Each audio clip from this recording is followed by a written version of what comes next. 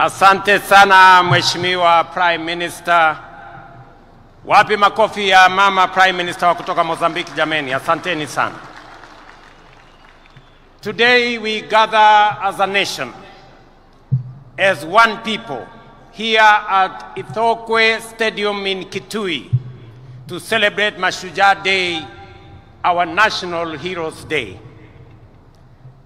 Shujaa Day is an occasion for remembrance, for celebration, and for reflection, and also a day for renewal. As you all know, yesterday we bid farewell to one of our country's most consequential and impactful sons, a towering statesman, a resolute patriot, and a quintessential hero, the Right Honorable Raila Odinga, our former Prime Minister. This is the man, the legend, and the Pan-Africanist to whom we dedicate this Shujaa Day. It is for this reason, fellow citizens, in his solemn memory, that I invite us all to now stand and observe a moment of silence in honor and celebration of his remarkable life and service to our great country, our continent, and to humanity.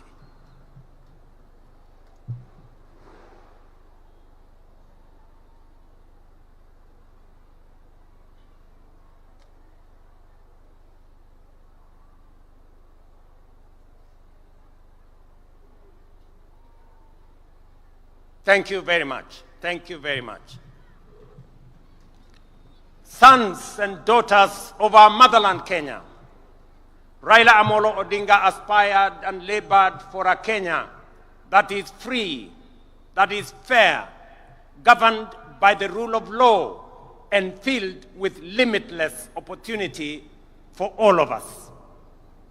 Baba envisioned and fought for a nation where, in the immortal words of our national anthem, justice is everyone's shield and defender, where we all dwell in unity, peace, and liberty, and a Kenya that has plenty within its borders. It goes without saying that it is precisely because of great and irrepressible giants like Raila that we find within ourselves the courage and inspiration to go further, to dream bigger, and to pursue higher ideals. For greatness and nobility are never achieved by settling for the ordinary or the comfortable. They are seized by those who dare to push the frontiers of possibility, by those who refuse to be confined by what is, but instead reach boldly for what could be. It is in that restless, relentless pursuit of higher ideal, in that unyielding spirit of aspiration, that humanity advances and nations rise. For it is only by stretching beyond our limit that we discover our true strength and fulfill our full destiny.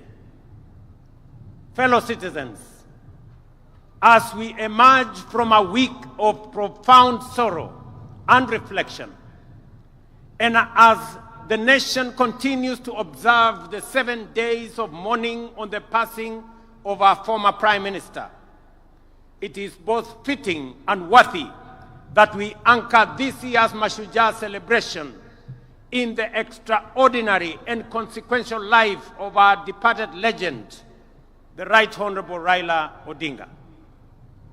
In honoring his memory, we also draw from his journey of enduring lessons of courage, service, and unyielding love for country. The first lesson that Baba taught us is to put country above self. Time and again, he reminded us that no disagreement is greater than our unity, no ambition more important than our peace, and no personal interest higher than the welfare of our nation. He famously declared that he would shake the hands of his rivals, whether he won or lost, because he loved Kenya more than he loved Raila Odinga. That was the measure of the greatness of a man. Early this year, when I invited him to address our cabinet retreat, Baba reiterated the need to ensure, above all else, that Kenya remains a stable and a secure nation. He reminded us that we may hold lofty visions and great ambition, that we may dream big, daring dreams, but without a country and a stable political environment, they would remain mere wishes. Perhaps, more significantly, he told us that an imperfect nation striving for perfection is far better than one that is consumed by chaos and anarchy. And he could readily point to countries in our region that were once stable, but later descended into turmoil and disorder, and decades on, they are yet to regain their stability. There are people still enduring untold suffering and loss. This is the critical lesson that those who criticized and faulted Baba for working with us to stabilize the nation forget or refuse to acknowledge, or they just simply don't care. When some saw the opportunity to bring down their competitors, even if it meant bringing down the country, Baba chose the stability of Kenya. For Agwambo, the specter of a failed state was too grave to contemplate. He understood that leadership is not about personal pride, but about preserving the republic, not about victory in politics, but about preserving the stability of the nation we love, Kenya. Second, fellow citizens, Raila's love for Kenya was deep, steadfast, and unconditional. He once told us that if he were to die and God asked him where he would wish to be born again, he would say without hesitation, "Take me back to Kenya." Such was the depth of his devotion to our beloved nation.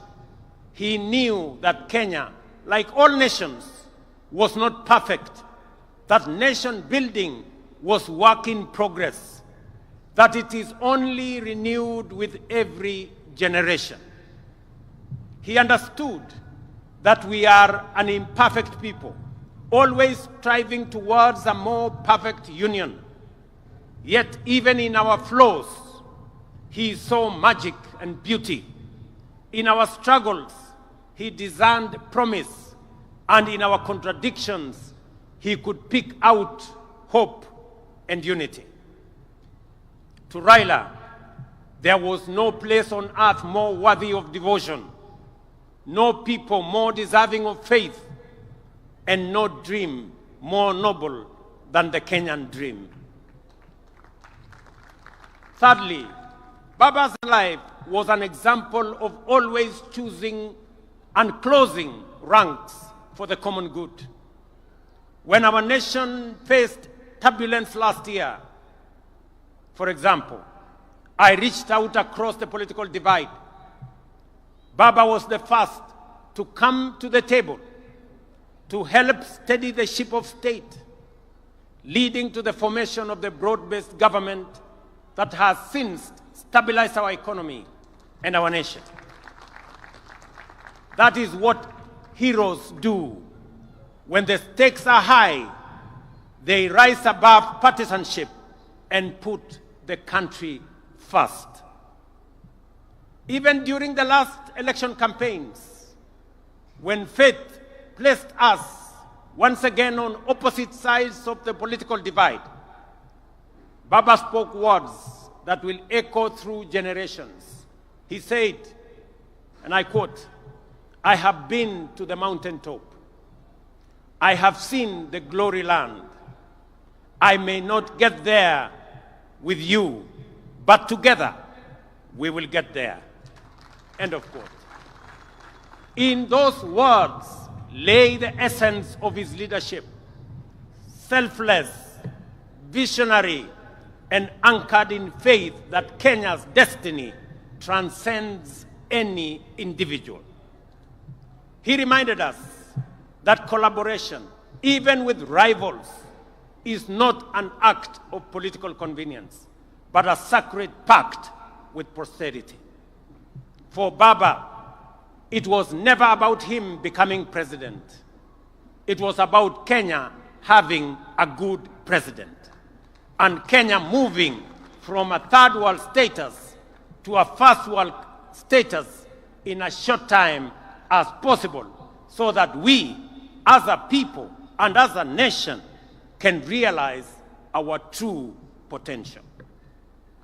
The glory land that he saw at the mountaintop is the better, the greater, and the more perfect union for which we must now, on this Shujaa Day, dedicate ourselves anew. Fourth, our former Prime Minister was a foremost preacher of national unity. He tirelessly reminded leaders and citizens alike that our overarching identity is not defined by tribe, region, or creed, but by the sacred bond of being Kenyan. He often urged us to think Kenya first, to let the idea of one nation under one flag rise above all else. And he lived by that creed. When in 2002, he stood before the nation and declared Kibaki Tosha, it was not because he was unaware of where President Kibaki came from. It was because he saw, beyond geography and ethnicity, he saw Kenya as one united nation under God. Fellow countrymen and women, it would therefore be a desecration of his legacy if we were to allow ourselves to be divided by sectarian interests, by the peddlers of hate, or by the see nothing good about Kenya battalion. The fifth lesson from Baba's life is one of unshakable faith in the future. He was a die-in-the-wool eternal optimist. Through every trial, setback, and triumph, the Right Honorable Raila believed that Kenya's best days were still ahead. He endured prison, persecution, and political defeat, yet never surrendered to bitterness or gave in to hopelessness. His optimism wasn't anchored on naivety. It was courage in motion. His life was a constant reminder that no setback is final, no dream too distant, and no obstacle insurmountable for a people determined and are united by purpose.